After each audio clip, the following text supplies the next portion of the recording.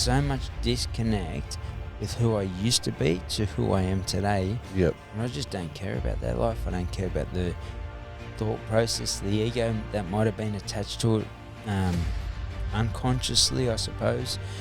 But yeah, you get to that point. 2010, come home, and you fast forward, personal trainer, nutritionist, qualified from jail. I did that while I was in Barwon prison, Victoria's most notorious prison, and Loddon, both of those prisons. And come home, PT, nutritionist, brother commits suicide 216, sister 218, brother from a preventable health issue, Aboriginal community, Redfern, Everleigh Street, Redfern, one of Australia's most notorious streets, running riots.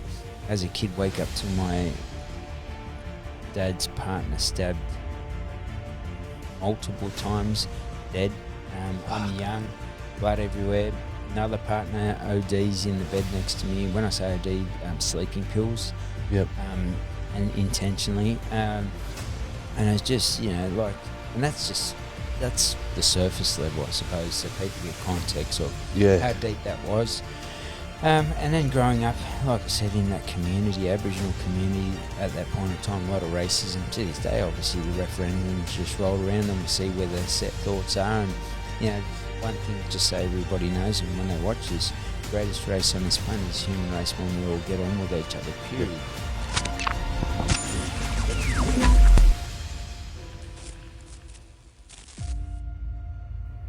What's up, guys? Welcome back. Episode 16 of the Tonksy Media podcast. Very honoured to introduce today's guest. This guy grew up through the 80s and 90s in one of Australia's most notorious streets at the time, Everleigh Street, Redfern. This place has a dark reputation for drugs and crime, but against all odds, this guy steered clear from the drugs, but unfortunately went down a life of crime. He spent the best part of 20 years for bank robberies and pretty much anything he could make a dollar from. It is my absolute pleasure to introduce to you the Jeffrey Morgan. Welcome, bro. Thanks for having me, brother. No worries, mate. Take two. Look, bro, it's an honour to finally get you on, mate. It's been a long time coming. Yeah. I'm blessed to have got the studio and have you doing it in person.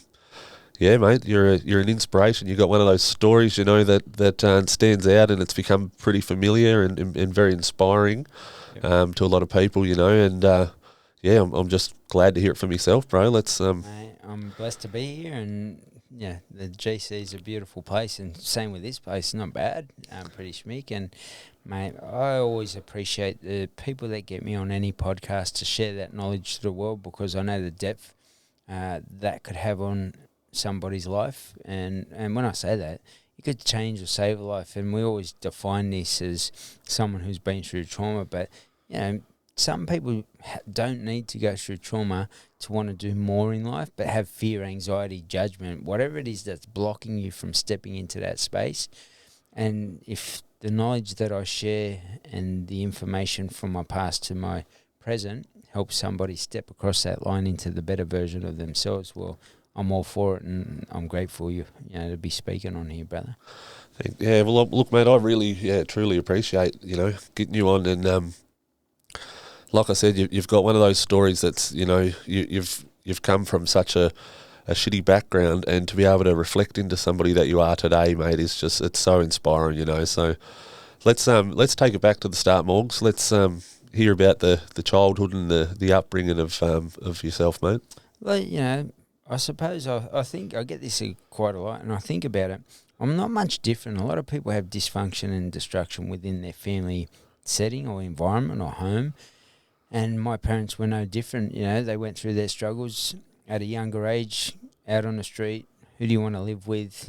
I'm an 8 to 12-year-old kid, probably 8 to 10, and I'm like, I want to live with you both at that point in time. Is that, you want to see both your parents, and unfortunately, the choice was made. I went with my father. He became abusive, 12 years of age, out on the streets, survival mode, fight or flight. The lion's chasing me and I'm doing everything I can get away. And the line for me was survival, food, safety, security, stability. Food, shelter, water, safety on the back end of that. And, yeah, one thing leads to another. Get under something, packet of chips, find a packet of red frogs, bundle of money, and that sort of opens up the mind. And it's probably where my entrepreneurial mindship came from, or mindset, I should say, mindship, same. But in general, it's led me down a path to think differently, not just one-dimensional, multi-dimensional, and that allows me to be who I am today. Step into the life of crime. I become a graffiti artist, very well known in Sydney. That's something I never knew, bro. Yeah, right. A lot of people don't. And we just started talking about this because everyone's like, you never talk about the graffiti times. And we go through this thing called searching at the time. We're distracting shopkeepers, opening safes, travelling. You hear Spaniard talk about the searches. And that, probably why I'm so well known was something that I probably started way back when. And it was survival mode. I just imagine a 12-year-old kid. Look at your son, your daughter, your nieces, your nephews, and at 12 years of age, I'm out on the streets and I'm doing my best to survive. Not justifying it, but I look back, I rewind at this point in time in my life, and I think to myself, did I have or was I equipped with the skills to make better choices or the right choices? I didn't even know what the right choice looked like to make that choice. And I was so ingrained with my behaviour that I made that was a good choice for me to survive, safety, security, stability, that it wasn't the wrong way. And that led to a life of crime, 20 years in jail, both in New South Wales and Victoria. Yep. My last sentence finished in 2010 for a bank robbery down there, 7 years. I served for that bank robbery and came back to Sydney, served some time for the parole I had breached, which I didn't care about in that mindset. But during that sentence, a few things happened to me. Met some people. It was the sum of all the efforts prior to that. I started to make shift and change, and I was building better bricks in myself. I was, this is your real estate. What you build in that real estate can be the slums, or it can be the penthouse, or it could be some condo worth, or the size of a whole suburb. And look, I started to build that version of myself, and I stepped into that, and it was a journey. You look back on it, 20 years in jail, well-known bank robber, criminal, went through these phases of criminality, ram raids in the city, pulling up in the middle of the day, sledgehammering stuff. It's just insane stuff like that. Like, I look at myself, I just don't even know who I was. Yeah. And there's so much disconnect with who I used to be to who I am today. Yep. And I just don't care about that life. I don't care about the thought process, the ego that might have been attached to it unconsciously, I suppose. But yeah, you get to that point. 2010, come home, and we fast forward. Personal trainer, nutritionist, qualified from jail. I did that while I was in Barwon prison, Victoria's most notorious prison. And Loddon, both of those prisons, and come home. PT, nutritionist, brother commits suicide 216, sister 218, brother from a preventable health issue, Aboriginal community, Redfern, Everleigh Street, Redfern, one of Australia's most notorious streets, running riots. As a kid, wake up to my dad's partner stabbed multiple times, dead. I'm young, blood everywhere. Another partner ODs in the bed next to me. When I say OD, sleeping pills. Yep. And intentionally. And it's just, and that's the surface level, I suppose, so people get context of how deep that was. And then growing up, like I said, in that community, Aboriginal community, at that point in time, a lot of racism. To this day, obviously, the referendums just roll around and we see where the set thoughts are.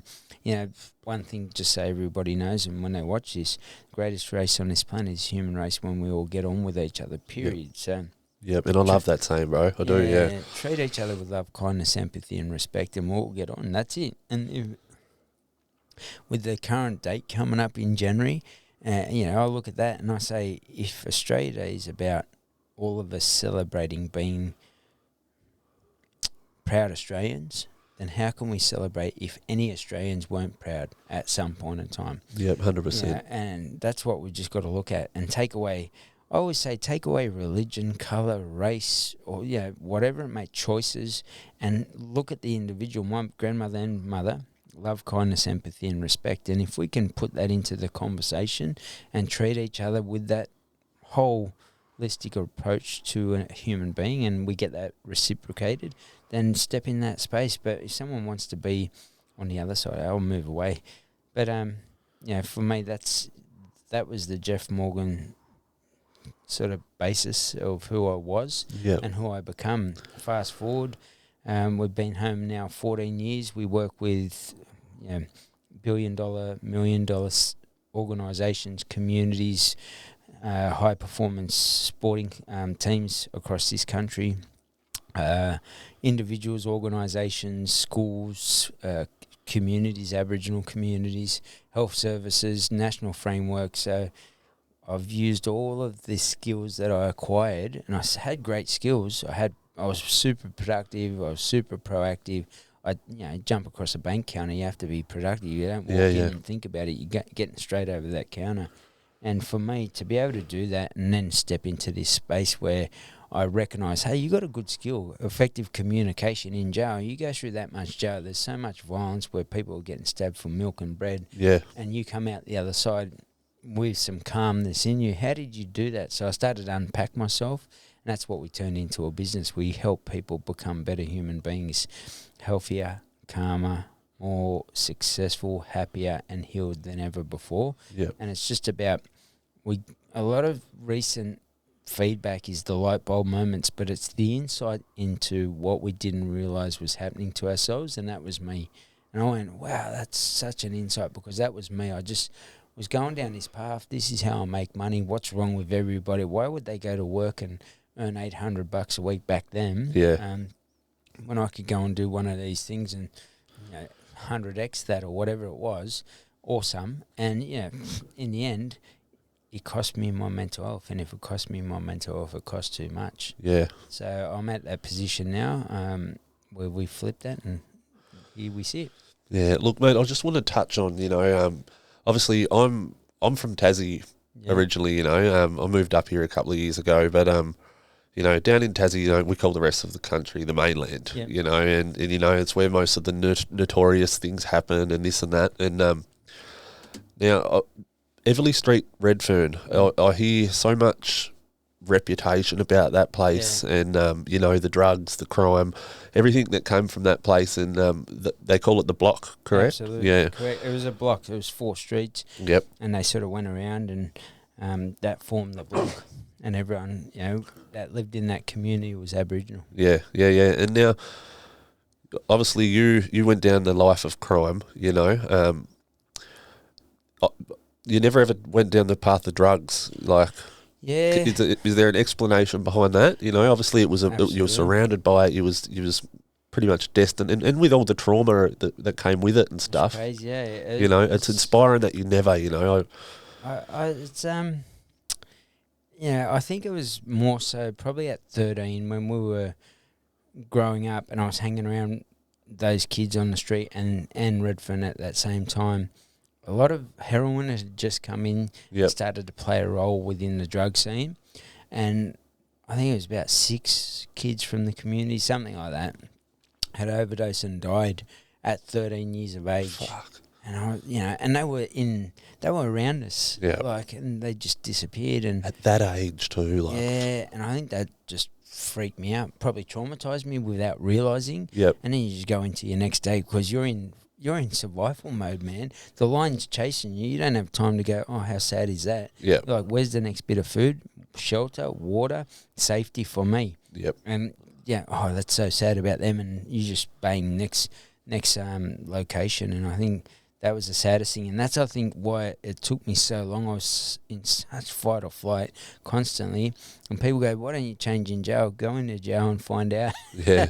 Because people, you put your milk in the wrong spot in the fridge, and that's someone else's spot, you're going to fight. And sometimes that fight has ended up in a position where that person's no longer there over a position in the fridge for your milk. Yeah, and mate, it's literally happened to me. Not with a death involved, but just, I was new to jail for my first time, mate, and literally sat my milk into somebody else's spot and ended up in a punch up. Like it happens. Like, and if the person can fight, and I've seen this happen, or I've heard this happen, where they punch the person, it's happened outside. A nightclub fight, punches someone, they hit the gutter or they hit the head on the side of something, yep. and your life's over. Now, mate, as you say that, yeah, sorry, bro, but as you say that, I literally just got off the phone to my dad just before you got here, and his older brother, my Uncle Wayne, was king hit the other night and is in hospital with he's got a fracture to his skull. There you go. Damage to the front of his brain, Crazy. 2 fractures in his neck, and it's in ICU. So, like, ironically, you've just said that, and literally 20 minutes ago, I just got off the phone to Dad. So, sending big love to him, and mate, I hope it all works out. And, back then, that's the craziness of it. Like, we're in survival mode, and you get on the streets, and your first response is violence. Come in my space.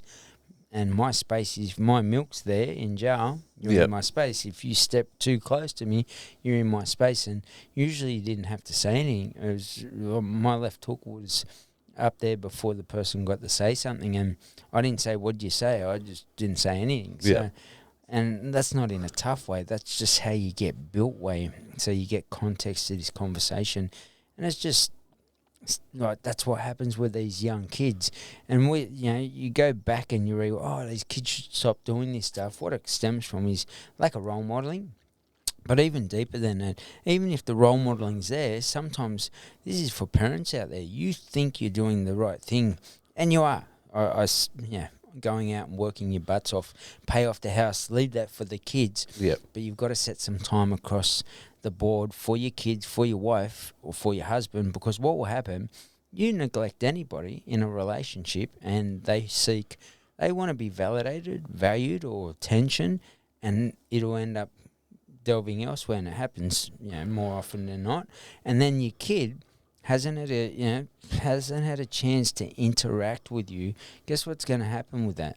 I can guarantee that the kid starts to want to be validated by friends, and those friends in general, what are they going to do at that point in time? Go and king hit someone. Oh, how good's that, Tonksy? Yeah, you knocked him out. Yeah, look how tough I am. And even worse with social media now, they film it. Steal these cars. They drive up the street, and they don't even care if they're going to get locked up for it. They want to be locked up for the Porsche or the whatever it is. Yeah, just have that jail reputation of validation. Yeah. Now I do matter. And the parents are like, I don't get it. I gave him everything. But what you didn't give him was the most important thing, time. Yeah, time and love, yeah. And time, you can define so many things. Love. One of the biggest things, a big study just recently came out, and it was about authenticity and how that's, I'm pretty sure, don't quote me on this, I think it was 400 times above love. So if you were authentic in that approach to be with your son or daughter and give him a cuddle, fish off the wharf and not look at your phone, be in that moment with them. Did you get a bite? What was that? Yep. Rather than sitting there going, oh, what's this from Mary at the office? Yep. Oh, wait, son, I'll be back, or your daughter's waiting to shoot a netball with you, and you're like, oh, just keep shooting, I've got to take this business call. It just doesn't go down well with the person. You might think they don't know what's happening, but as a business, we see it all the time with these $1 and $1 billion CEOs. I sit with them. Yep. My son's got the Lamborghini. My family's got everything. What they don't have is the time that they want from yourself. And I can relate there. Like myself, like personally, mate. I've as you know, Morgs, I come from a pretty hectic drug addiction. 2 years clean, and Congrats. But mate, but through those addicted years and stuff, the amount of times I'd have the kids tugging on me because I'm on my phone or I'm, and it's time I can't get back, but it's definitely 100%. something that I acknowledge now. And like you just said, like that little bite on the fishing rod, like it's huge. Kid, that you're in that moment then, right? And this is society. You won't feel the bite on the fishing line because you're unconscious. I've got to get up, got to get ready, and something could come straight in front of yourself and you'll miss that opportunity. I always talk about that red car. If how many red cars did you see going to work today? I don't know. If I give you $1 million for each red car that goes past today, you'll count it, right? Now the focus is an intention. And once we do that with your life, now you got an intentional life that brings you everything that you want around the emotions, feelings that you want of life. And now meaning becomes purposeful behind the time that you got. And having a brother and sister commit suicide, my lesson from that was to cherish every single breath I take in those 86,400 seconds every single day. Yeah. Yeah, and and that was actually a question I wanted to ask. You're talking about this, and like I understand you're a busy man. You've but like, do you obviously still find the time to acknowledge that? Absolutely. Yeah, Mate, and this is for everybody that watches. Get your diary, get your weekly planner, have a look at it, and have a look at the gaps in it. If you don't even have something, my advice is that's a sign that you need a coach or some direction from somebody who could guide you in that right space. Because if you're not utilising and disrespecting that time, and your kids or your husband, your wife's on the end of it, or your family and your friends, what do you reckon is going to happen? You can say all you want, but internally tomorrow morning you look in that mirror, you're like, I'm bullshitting myself. So you could do jail on your head, I could do jail on my head, and that's what my thought process was and how I spoke to myself. But did I want to be in that space? And you'll be in that same space as I was. Just the only thing is, it's worse. I think it's worse when you're out here and you're in a mental prison. Yep. And how could you break free of that? And that's what we do as a business. We get you to recognise the gaps that you are too busy for, just like me running from, running for your life. And you're going, I've got to get ready for work. Now I'm in traffic. Now I'm in work. Now I've got to do the reports. Now I've got to answer to... Yep, and I'm one of those people, Morgs. Literally, as we sit here and speak today, I'm one of those people. And I believe, everything happens for a reason. Things align for a reason, And I believe this is why I've come across you and linked up with you. And I believe that there's a future there. Love that. Yeah, and I really do, mate. You got to believe that too. And I do, that's another thing for a lot of people. They sort of say, I sort of think that I believe that. Yeah. And they have that think in there, but in there. And I have been that person too, though. You got to be the whole, balls to the wall, all in commitment. And people don't do that because of past experiences, anxiety, stress, fear. I'm not good enough. This person didn't want me. Now I don't. Oh, that workplace didn't want me. Oh, I couldn't make the first team in the sporting anything team. like Michael Jordan didn't make his first team. What is the lesson that you learn from it? How can you grow from it? Now you're prospering because you're stuck to it for once. And the more you do, the power of habits, and that's what we teach to people as well. I can't stress it enough. People, the habit of turning your alarm clock off or hitting snooze, they're two totally different beasts. For me, most of the times, mate, I'll get up just prior to, because I've got an intention. I've set my life. And if you don't have that structure, and this was your day and you had those 5 things, in amongst that, they colour-coded for me personally, and they have to include something around your passion. And your passion is what? Your family. Everyone says they die for their family. Yeah. How about you start living by setting aside an hour, 2 hours, 3 hours, whatever it is, family dinner, family movie night, whatever it is that you're going to do, bowling, I don't know. You could go out on your boat that you got if you're a multi-millionaire. Yep. And then put yourself... if you're at that point, even at that level, do you reckon people aren't going to get back to you? And you can even say, if you feel that you could put up a templated text that responds, so I'm out on the boat at the moment, might not have reception, and that'll just flick back to them because you've got it on airplane mode. And now, the greatest present, I'm not look, Christmas is great, but the greatest present you can give someone is your presence, that time that I spoke about. Do that every day of the year. And Ronnie literally said that word for word, mate. Wow. And because when you serve so much time, you realise the value of time. And what we get as humans is time. And people just go, whatever, I've got no intention. Now, if I do have an intention, what's everyone going to think of me? Wait a second, I'm not good enough. What if it fails? And you start talking yourself out of it, overthinking, overanalyzing. And now you're back in the lane of just what life dished out to you. And what you accept, you regret. Because acceptance means that you didn't design your life, you accepted your life. Yep. Get a job, go to uni, yeah, and that rolls on, house, car, kids, and so forth. I'm not saying it's the wrong way. If that fulfills you and lights you up, but if you sit there, and this is where people go, yeah, that's all right, I'm happy like that. That's cool too. But if you sit there and go, I wish I could travel more, then it's not truly the life you want. Now, if that's the life you want, but you could create another business and travel as many times as you like to, and some people say to me, we were overseas. People were saying, how are you overseas for 8-9 weeks? And I was like, what do you mean? And they said, did you win the lottery? And I was like, why would you think that? Oh, because most places don't let you go beyond 4 weeks. Yep. I go, well, we've got our own business. Oh, so you don't? Your boss isn't upset? And I was like, I am the boss. Do you know what I mean? So Yep. I design that life around my intentions. And even to ask Sal, this year I said, when we go back to Europe, what place haven't you seen that you would like? What's a bucket lister for you? Last year, the pyramids, that you've seen. And we want to have, we didn't go to one place. We went to 13 different countries. Yeah, over amazing, an 8 bro. night. And people were sitting there living through that lens. Everyone I bumped into that saw that said, mate, that was unbelievable. Ronnie said it was the best holiday he's ever seen. Yep. And other people said, mate, I was just waking up looking at where you were at next, what you were doing. Yeah, so was I, mate. Yeah, and people were, right? Because, Yep. and that was by design, not because I said, I'm going to go and impress Tonksy or Jay, you know, or Yep. whoever it is. We would sit in there just going, what do we want to get out of life? How do we want to feel? What is the meaning of life to everybody? And for me, it was about, 20 years in a jail cell.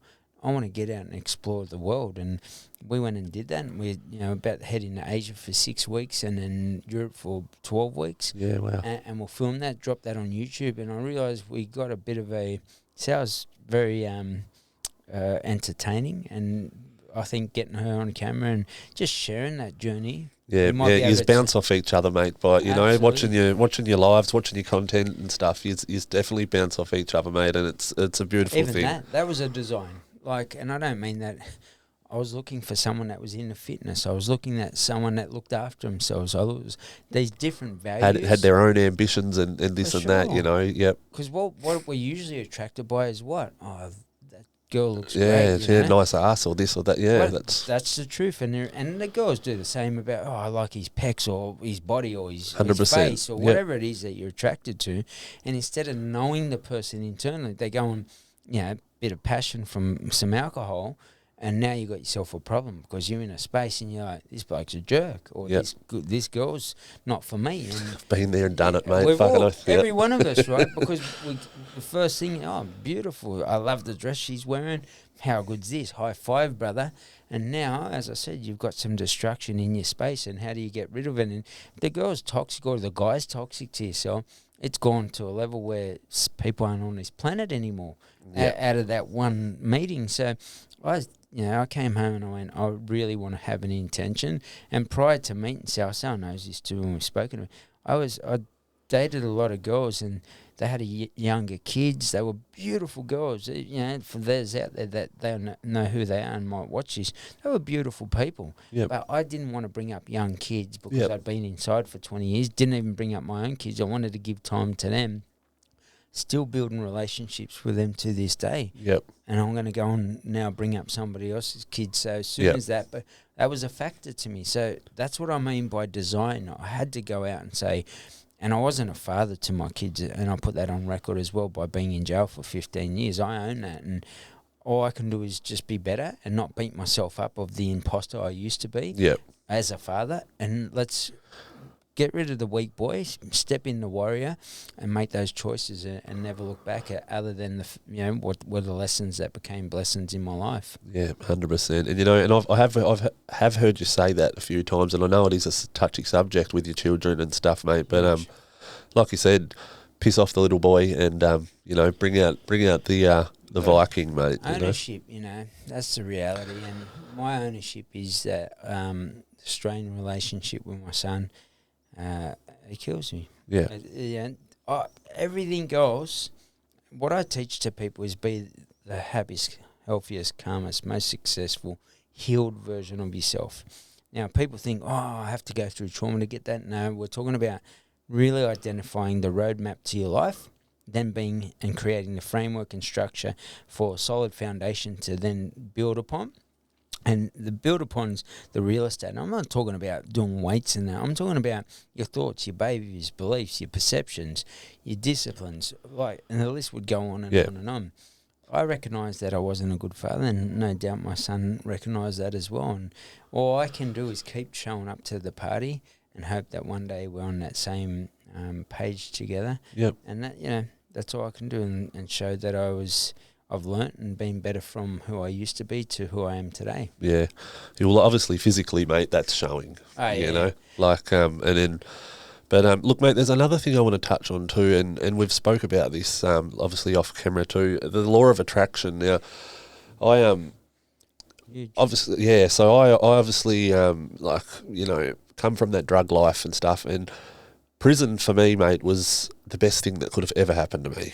I didn't. All I got out of it was positivity. And I read the Bible and this and that, and I learned all about that sort of stuff. But there was this one day that I walked into the prison library and there stood one of those round book stands, with one fucking book on it. What was that? And it was the book was called The Secret.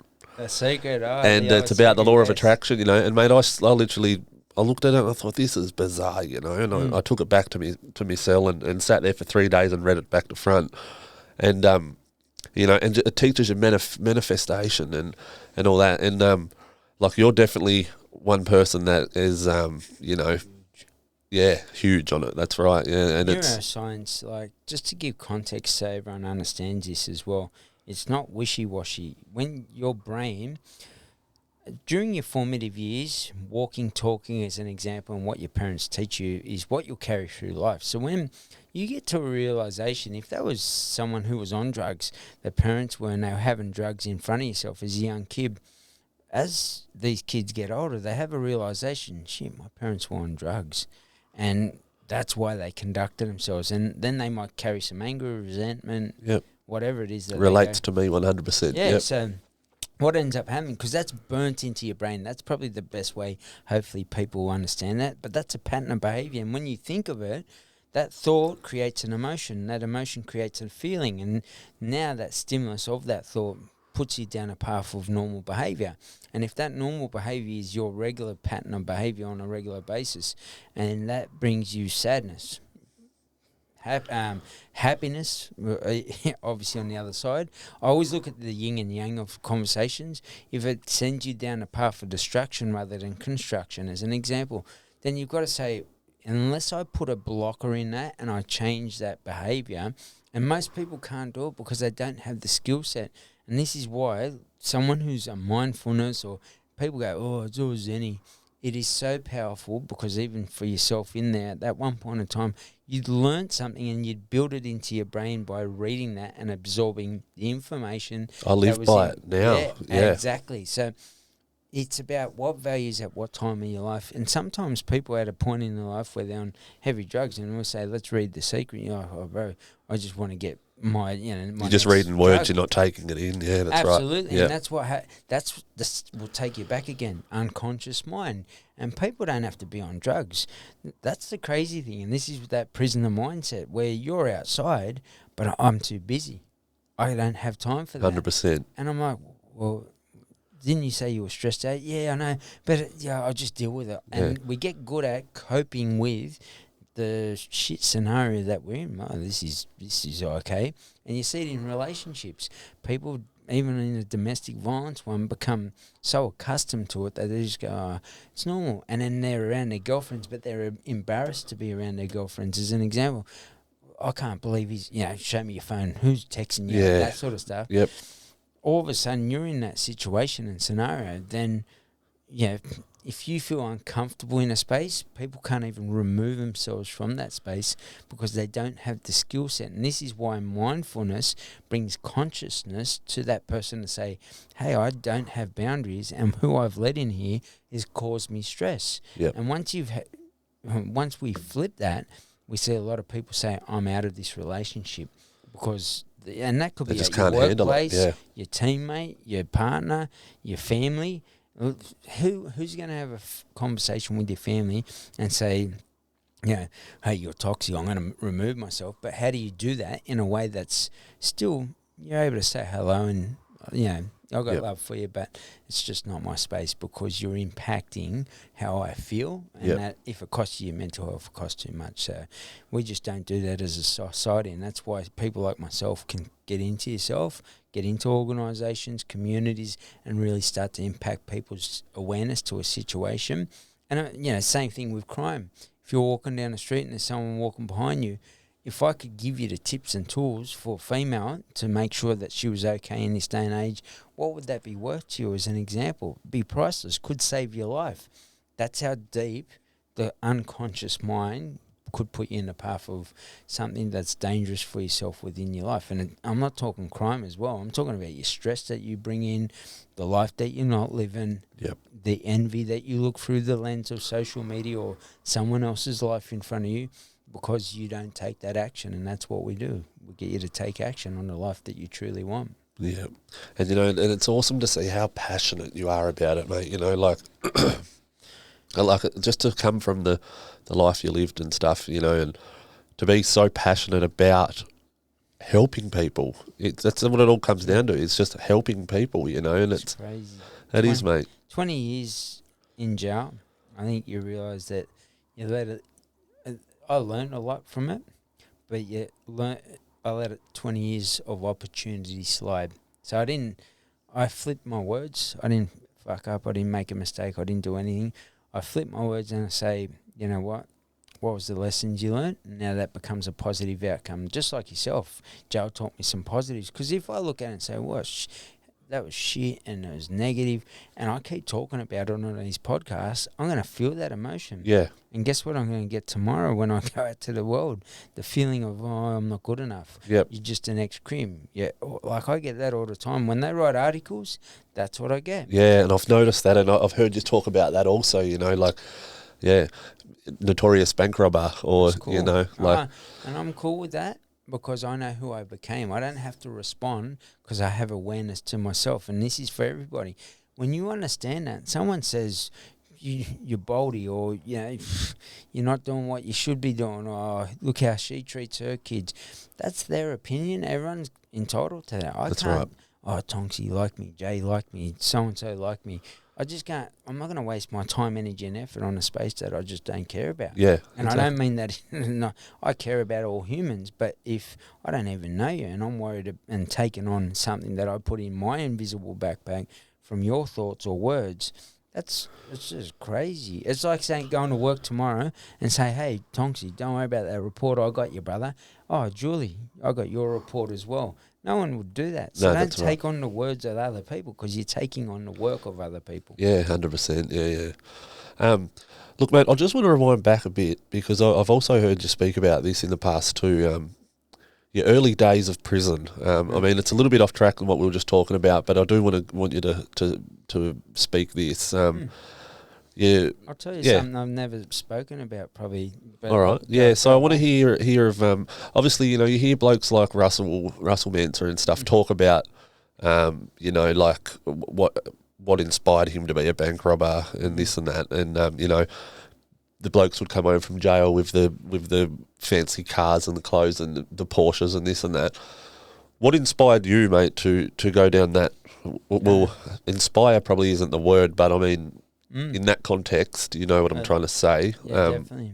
Yeah. I think it was just it was weird. I had this obviously you didn't have a drug addiction. You didn't. I've always wondered with you, like, what was it? Survival mode, and then I think the graffiti days made me realise the notoriety that I got, and my father was always like, do the best you possibly can. Don't just do something for the sake of it. Commit, go all in, and be the best at it. And if someone's in front of you, you snap kick them out of the way. Like, literally, it wasn't to that those exact words, but it was pretty much that mentality. And for me, I had this weird thing. I was stealing Porsches.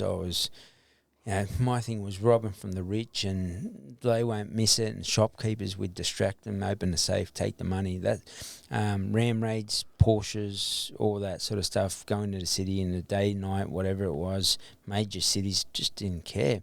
But honestly, my crew was known for, we didn't want to hurt anybody. It sounds crazy. Yeah. But because any robbery is going to hurt someone, Yeah. traumatize somebody. But we always had that mentality, and I think, it got to a point where I was like, how could I do this less but make more money? Because the less I did it, the less I didn't have to go out every day. And I think, towards the end of my career, if you want to call it that, I started to recognise I'll do one here and then I can have a rest for a long period of time. Yeah. Do one there. And, if I was smart about it, I wouldn't have had to go out and do any of them at some point in time. And that's the reality of that whole conversation. And in amongst it, the kids are there. The wife that I committed to was there, which had no commitment at all on a cheating level, on a jail level, and then then the twisted morality again. Be staunch and loyal to your mates. Don't dob them in. Be staunch and loyal to the wife that you married. Exactly. So I own all of it. I can't change it. This is for everybody. It's a very valuable lesson. Say you do something at this point in time, and I'm not about to justify what I did, but what I'd say to yourself is this: were you equipped with the skills to take or make the right choices at that point in time? The 12-year-old kid, I'm just thinking about eating a packet of chips from a shop. And I didn't think it was bad or stealing. I knew it was probably wrong because I didn't want to get caught. Yeah. But I just, how are you going to eat? So in that sense, where we look at something where we don't know how to regulate our emotions, we're not getting the attention, and some people have been equipped where they're already stressed out maybe from their family life, and now to feel better, I need to go and sleep with this other person. And then, and I'm not saying that that's right. What I am saying is that's why it happens, because we're not equipped to do it. And then what happens over time, it might happen back to us, and then we go, shit, that's what it feels like. I love that girl. I love that guy. Oh, my God, tears rolling down. And then you have this realization, you start to build a better self. And when you become this better self, you look back and go, shit, I was no good. Who was I? Can't believe I was that person. And that's where immaturity versus maturity, just on one level of a coaching level, you can look at it and go, I just wasn't equipped with the skills to make the right choice at that point in time. And once again, not justification, just realization. It's like trying to do a uni degree at 3 years of age. You just don't have the brain capacity to understand the information to make the right choice at that time. And once you get it, now you do it. Now you got a bit of a problem, because you're starting to build. And why is that? Why are you doing that? Then it means that something internally doesn't feel validated enough. You want attention. Something of that nature comes up. There has to be something deep. And once I sit with the individual, I'm able to see that. And funniest thing was, I shouldn't say funniest thing, when I was just thinking about Parramatta Jail, at points in time, they were getting in trips and they were getting in Serapaks and sleeping pills at that time. And I remember I went through this little period where I hadn't really touched drugs at all. But during that period, I actually went through a little period in Parramatta Jail where we were playing football on oval on trips.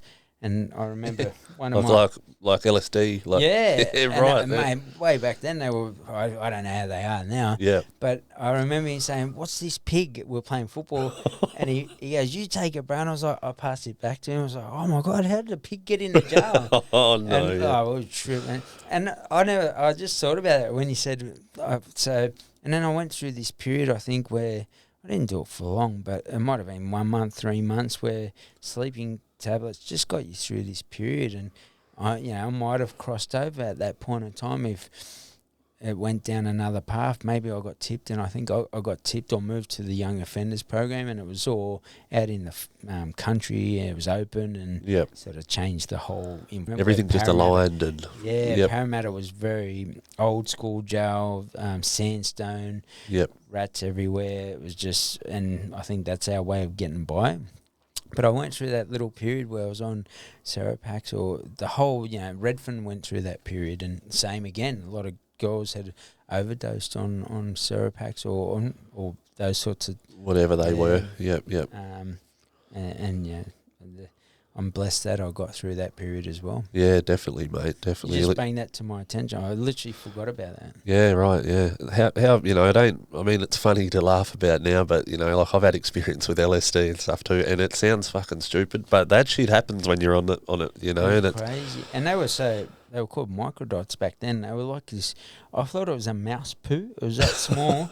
And he gave it to me. He goes, "Have one of these, bro." And I go, "Shut up, mate." I thought it was a mouse poo. I go, He goes, "Bro," he's trying to find it in the thing. I'm like, "What are you doing, brother?" He goes, "Bro, that's actually." So, "Mate, you joking?" He goes, "Take one." So I pumped it, and then we had a ball, and I was like, "How good is this? Give us another one." And went down that path for a little journey, but mate, for me, I just think it was the overdoses. Yeah. And I seen how people walked around our community that were on drugs, and to this day, and I'm just, my heart bleeds because we look at those people walking along the street. I seen a girl the other day walk along smashed, no shoes on, no care with her hair or clothing.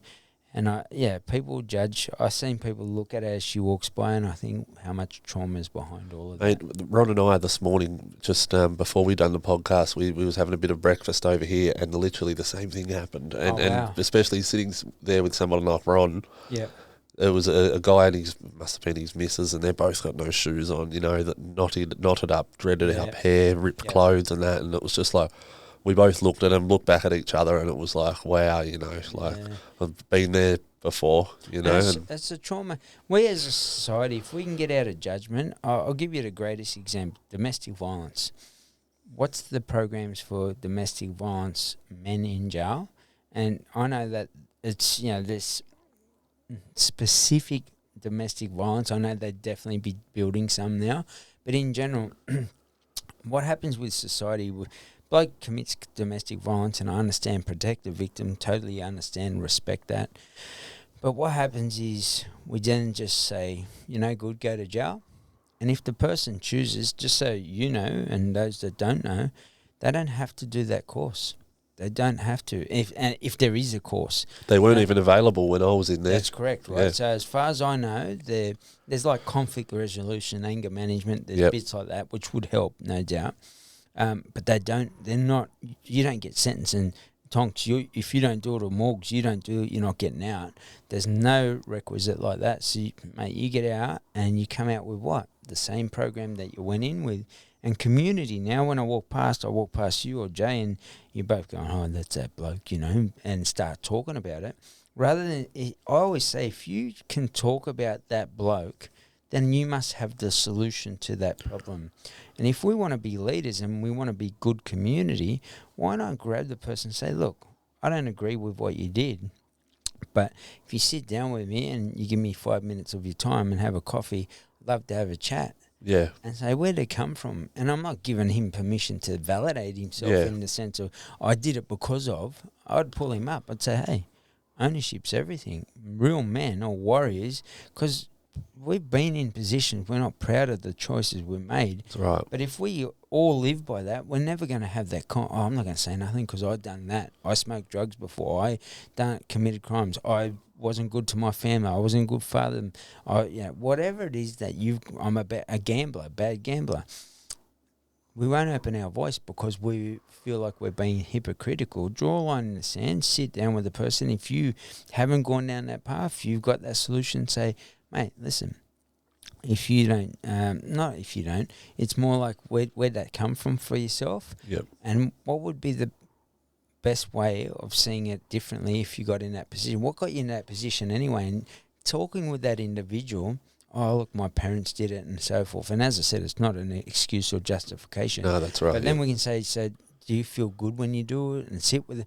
And I go, nah, man, I actually cried when I was in the cells or whatever it is. Because we don't see that side of the man, right? No. And then say, well, what do you feel could be the best solution if this rolled around again? And the girl, why do you need to check the phone? Why do you need to control the situation? Whatever it is that they've told them, and maybe implant that solution that you've got to the person, because you had the great role modeling, you had the parents that were there and had respecting conversation at a level of voice that got across, and effective communication. And it's not working, I'm just going to step across here and I'll come back, and we'll come back and have another conversation when we're both settled down, and it's cool. Yeah. Imagine if we did that.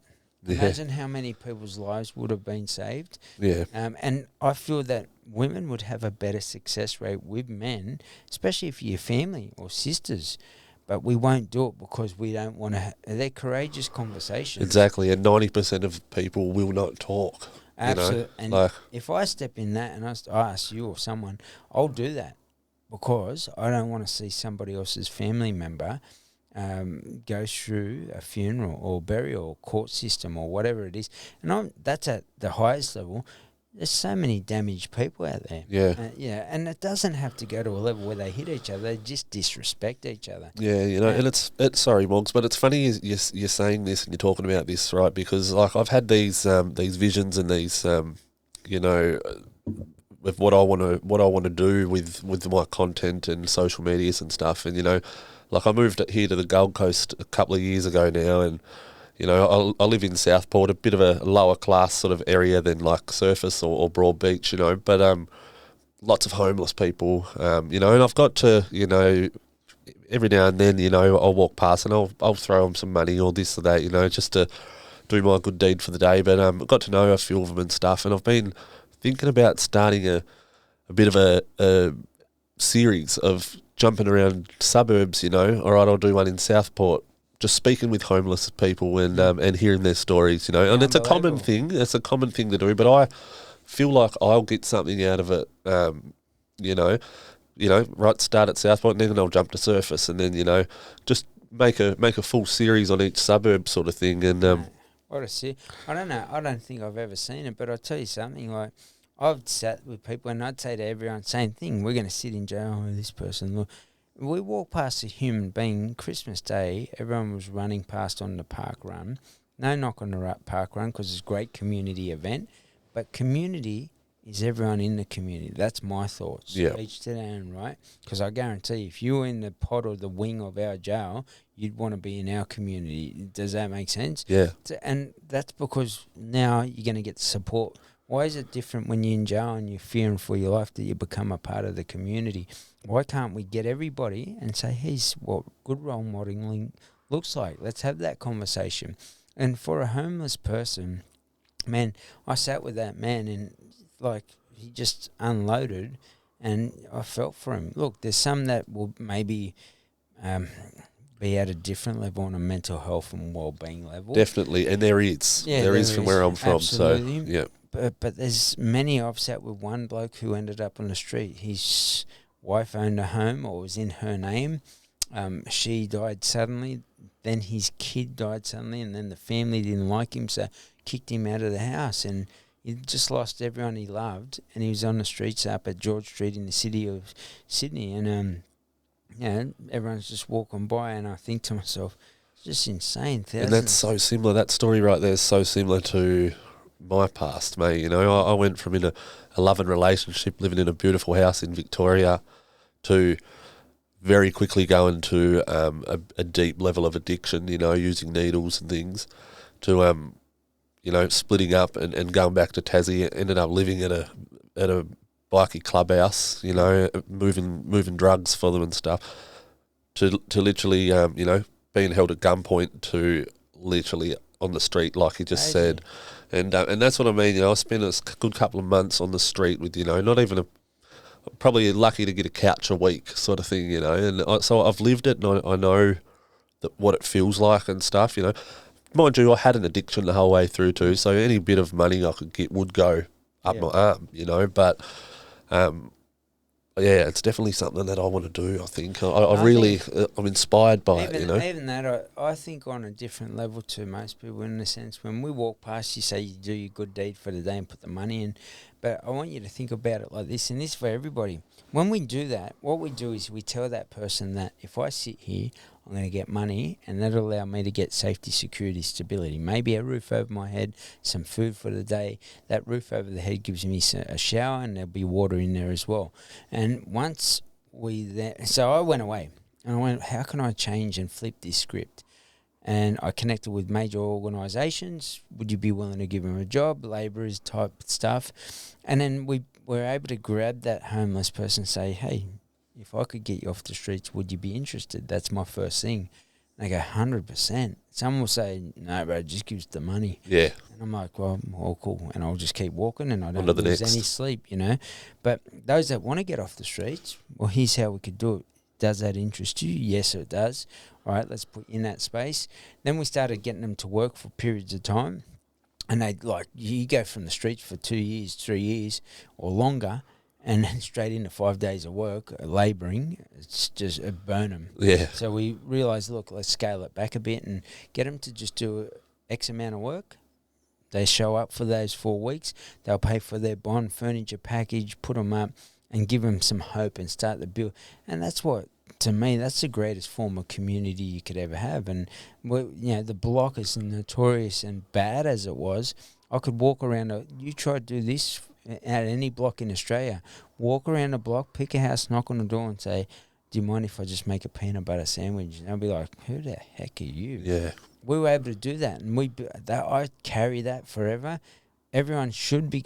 Imagine being able to do that, just rocking up and say, man, I've got to walk across town.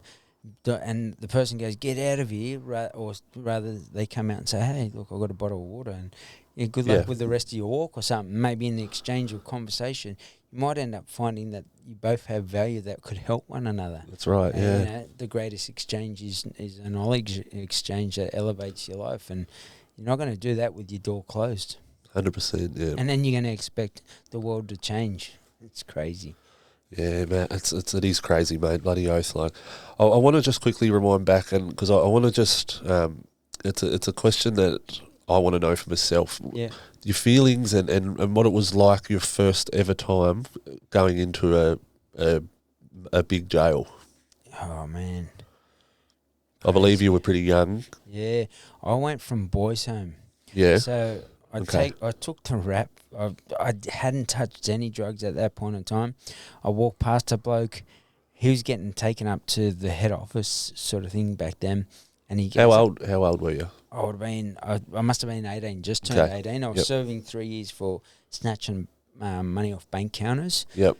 And I remember he walks past me. Hey, Morgs, how are you? And as he shook my hand, I felt like the bag of marijuana. So I took it off him because I knew I was trying to ditch it. I could tell that they were. And then I did it in a way where they didn't see it, and they sort of looked, but we got it off. And they got him up there, obviously stripped him, realised I was in that trade-off. I get back, as I'm about to walk into the unit, they go, in this way, they strip me, find it. We know it's his, he passed it to you. And I was like, no, it was mine. He goes, all right, we'll charge you. And I said, all right, whatever. But I hadn't realised I was 18 at the time. Go down to Gosford Court, and the judge sentenced me to 3 months. And I was like, whatever, I think I had a year left on that sentence. I go, just run it concurrent, which meant that the sentence wouldn't affect the 12 months or add on to. And at that point, I thought, oh, yeah, whatever. And the bloke puts me back in the cell, and as he's locking the thing, he goes, you know where you're going for that, eh? And I said, yeah, back to Mount Penang. He goes, mate, you're 18, you're going to Long Bay. And I said, you wish, brother. And then when the truck pulled up, it was an escort truck, and they threw me on this escort truck. I was like, where's this going? This ain't the minivan bus thing that should take me back to Mount Penang, which was an open sort of farm in New South Wales. And all of a sudden, I'm on this truck to Long Bay, and the whole way, I'm like, all right, I hope I know someone. You know, crime, Everleigh Street was notorious. We were notorious. If you came from there, people knew that you'd go all in on anything. And even still, though, young kid in a truck, and then there's men that have been there. Hey, Jono, how you been, brother? Yeah.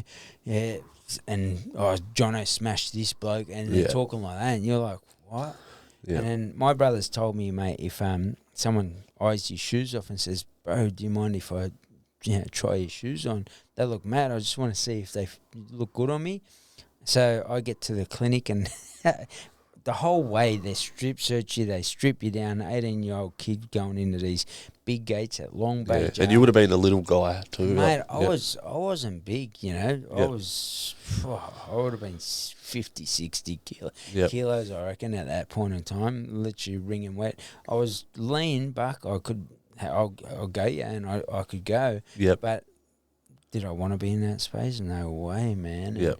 Walking through, I got there in the evening, the lights were down, the lights are yellow on the yard and that, and I'm walking through the yard, and they're like, oh, who's this, who's that? Yeah. And you hear all the noises, and like, it was just daunting as. And I get to the clinic and the bloke, hit me up for, do you mind if I try your shoes on?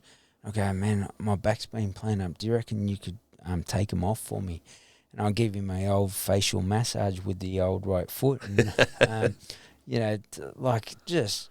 And then I was thinking, shit, now this bloke's going to get at me. I was lucky enough that he didn't get back up from that. He was laying there and the officer heard a noise come out. He goes, what's going on here? I said, I think he collapsed. He needs his medication or something of that nature. I was, with a bleeding nose, eh? And then took me to the unit and the bloke was in that unit. He's like, you're dead. And he knew my name. You're dead, Morgan. Wait till and like 18-year-old kid. I'm like, what the heck's going on here? As hectic as I was, no one wants that, man. No, of course, no way. Yeah, I don't want him singing out my name. And then I heard, what Morgan's that? And I sort of went, fuck, that sounds like my brother. And then I go, who's that? And he goes, Vince Morgan. And I was like, oh yeah. So both my brothers were there at the time, and I was just like, they sing, hey, bro. And I was like, I'll see you in the morning, brother. Piped up all big. Just, but, and then he goes, oh, no, I've got no dramas, brother. You're right. And it was all sorted like before he came out in the morning. But even then, I was looking for him. I was like, is this bloke going to come out and stab me? Yeah, from behind or anything like that. And it's just, it's so daunting, eh? And then I went from there to the MRC, which was across, it was like all in brawl. Brother gets stabbed on this side, brother gets stabbed on this side. I'm in the middle of them. Then I go out to Parramatta. It's like rats. I'm put in with a bloke who's HIV, hectic prisoner. That was my introduction to Parramatta. Nearly burned myself to death playing a joke. Light up the line where you send food down from the top. It was a 3-story unit. Yep. I go, there's the food ready. I go, yeah, sweet. I lit up the sheets and I was waiting for it to burn him, and he obviously got to me. He's like, and we're young, 18, thinking it's funny. Drops into a bin out the front of the unit, and the bin's that plastic. Next thing, all black smoke into the cell. Couple of months in, moved me from there out to Oberon, young offenders. I had a phone. I was probably one of the first people to ever have a phone in jail. Yep. I don't know. We got one from a portable unit, and I connected. I ran it along the wall, plugged, hit it in behind the actual. The old units had these steel thing covers. Just hit it in behind that. Ran it into the office, connected it up. And you just had to flick a switch. So I'd say, Chief, what time's the lock-in? Bang, and because they'd already turned the phone off. Just by a one switch, and I go, whack, walk out of there. And they, it wasn't it. Once they turned, I've turned it off, and off we went. Happy days, son. And even if they turned, I think I had to end up getting maybe the sweeper who cleaned the wing to flick the switch when he cleaned the office for me. Yep. Mate, and I sat on that phone for 8, and it was one of those normal proper phones back in the day. Hey, what's happening? What's been happening? And it was just crazy times, bro. Yeah. But daunting, really daunting. But I guess it's and I suppose I want to ask you, mate. Do you have any regrets? Do you regret any of your if you can have do you know what I'm trying to say? Yeah, I think I've sort of thought about this. It's a big question. Can you have regrets about something you're not equipped with? Does that make sense? At this point in time, when I look back on that version, I had regret. I was like, oh, is that what you did to people? But now I've got the maturity to understand it. So in the sense of, would I have done it back then? Hell. And having the skills at the time, and like you were saying previously. And it's not a justification of it. It's just like, how can you regret something you had no knowledge to? It's like saying to you in your uni exam or something of that nature, 1 + 1 or whatever it was, and you go 3, and you're like, oh shit, I regret. Well, you didn't have the skills. Maybe you didn't do enough, and if that was A = MC² or whatever it might be, and you didn't do enough study or study algebra, how are you going to ever answer that question, right? Yep. So you've never been a father, but you're trying to teach people how to be a father, or mother even more so, been through pregnancy, and you're going to teach someone who's been through pregnancy. So there was a disconnect between who I am and who I was back then.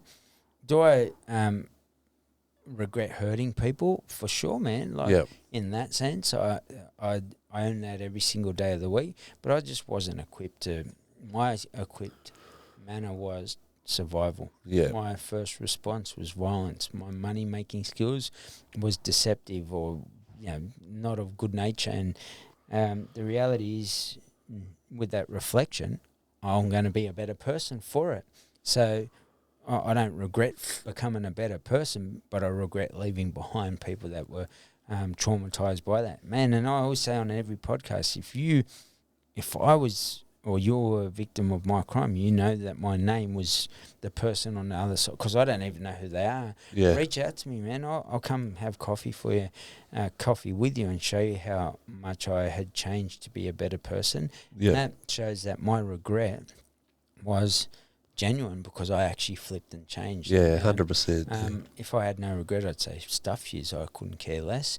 You can't have regret about what you weren't equipped with, but I can have regret for the people that were on the end of those uneducated, unskilled choices and decisions. 100%, mate. Yeah, no, look, Morgs, I've really enjoyed having you on, mate. It's I love your story, bro. Where can people give us a spill on your socials? Where can people find you, mate? Probably best place, jeffreymorgan.com, JEFFREY, morgan.com. The Jeffrey Morgan on all social media platforms, THE, JEFFREYMORGAN. Yep. The Jeffrey Morgan. And by all means, if you've gone through something, you feel you're not in the right space, we deal with corporates, athletes, soldiers, organisations, communities. We travel across the world. We're a global business now, a 7-figure business heading towards 8 figures, and we're proud of who we became. And I've learned, that's the biggest way of getting past that regret. I've learnt stuff that can plug in skills so people don't regret their life and take their goals, dreams, aspirations to the grave because they're built wrong. And you don't have to have been to jail to be built wrong, trust me. Whether you're not showing up as a husband, wife, relationship, family, friends, but most importantly yourself, that's what we do, build better humans, reach out, have that conversation. 100%, bro. And like, if you're watching, all the links will flash up on the screen, or for the listeners, they'll be in all the descriptions. Morgs, it's been awesome, brother. Appreciate you coming on, bro. Love it. Thanks for having me. And no worries, mate. And guys, that was Jeffrey Morgan. Thank you, mate. I appreciate you having me on, and don't let you start define how you finish. Make sure that you finish towards the most intentional and directional life. And when I say intentional and directional, that's your ID to life. Make it good. You heard it for yourself, guys. That's Morgs. Cheers, brother. Bye.